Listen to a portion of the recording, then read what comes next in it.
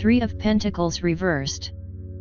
The reversed Three of Pentacles is generally a positive card, particularly with regard to work and career questions, but it carries the warning that this is not the time to allow yourself to slack off.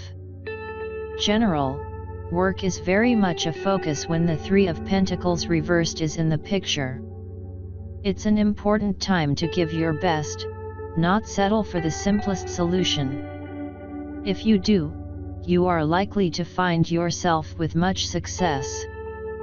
Work, provided you don't suddenly start producing lousy or inferior work, you should find that you are more successful in the marketplace when the reversed Three of Pentacles is in the spread. Do not allow yourself to give in to any feelings of jealousy or pettiness. Take the higher road. Love. In a love question, the reversed Three of Pentacles is a good omen. If you are looking to add to your family, this is a time when fertility can be higher than usual. If you are looking for love, this is a good time to meet people, particularly through your work. However, beware a tendency to be overly subservient or to behave as though you are less than the potential love partners you are meeting. Hold your head up high. Finances. Money should be going well, or be about to go well for you, when the reversed Three of Pentacles is part of your spread. However, you need to not just expect pennies from heaven. How well you do financially will be in direct proportion to how hard you have worked and how much you have tried. Don't grovel, but do ask for what you deserve. Health. When it comes to your health, you should be cautious about overdoing things. Moderation is the key when the reversed Three of Pentacles appears. Trust your instincts. If you are feeling weak, rest. If you think you need to be seen by a doctor, then don't hesitate. You may be overly tired when this card appears in reverse. Spirituality. The reversed Three can indicate that you are indeed ready to make a spiritual leap. However, you should be cautious about where and from whom you accept input. You already have a number of the answers that you need deep within you, and you may be in a phase where it is easy to be blinded by a guru who claims to have your best interests at heart but who may truly be more interested in your money. Be extremely cautious with new spiritual leaders and churches, and cautious about where you put your money in that regard. Spiritual growth is free.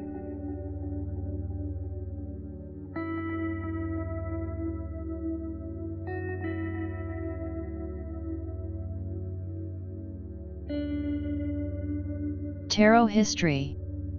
The history of the tarot is shrouded in mystery.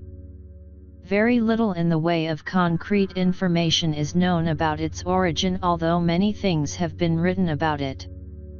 We will probably never know the truth, as fact and fiction seem to be irrevocably mixed nowadays. The tarot originated in northern Italy in the early 15th century, sometime between 1420 to 1440.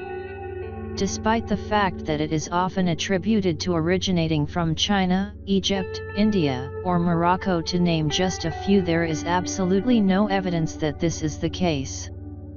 Nor, as is often quoted, is there any evidence whatsoever that the tarot was brought to Europe by the Romanis. The name tarot is often attributed to being Egyptian, Hebrew, or Latin. This is not the case. The earliest names are all Italian in origin. The cards were originally called carte de triomphe. Around 1530 the word tarocchi began to be used to differentiate them from a new game of triumphs that was in vogue at the time. The etymology of this new word is unknown. The German variant was known as tarot and the French tarot. The symbolism for the tarot is drawn from the culture of medieval and Renaissance Europe. The tarot subjects are distinctive to European Christendom. The symbolism does not come from Egypt or any of the other exotic locales often mentioned. It is often stated that modern-day playing cards evolved from the tarot.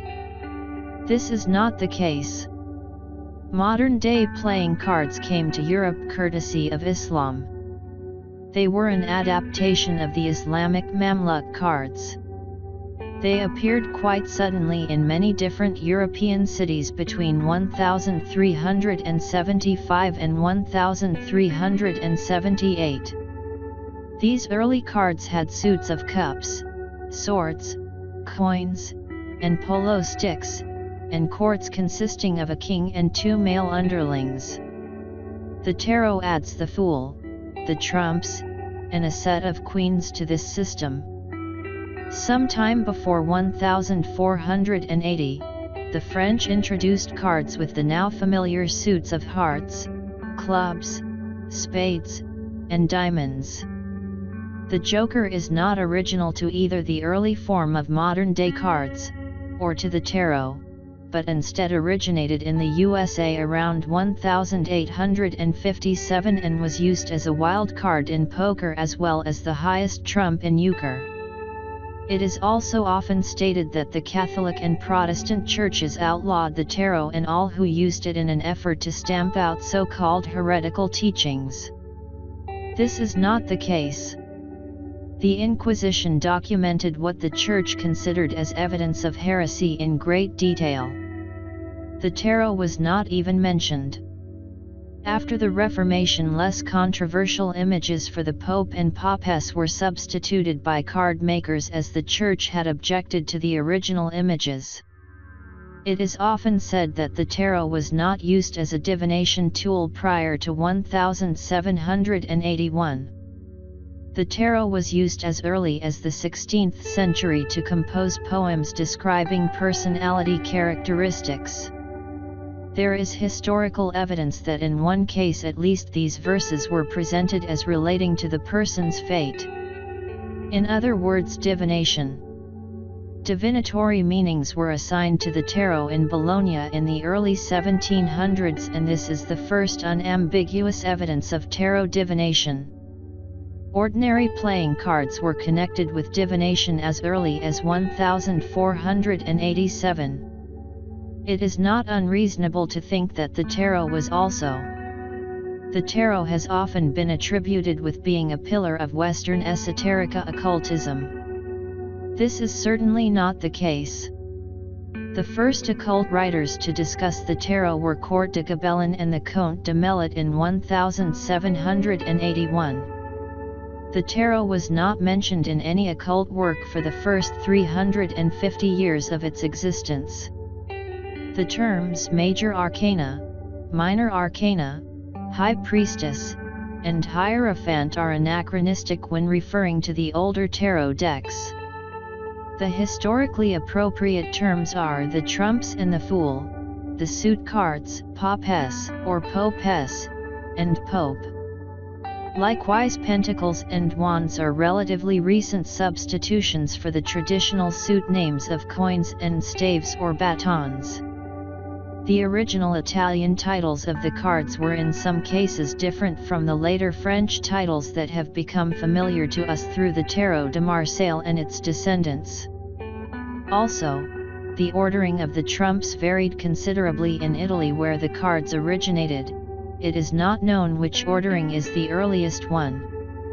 Even the number of cards in the deck varied a great deal.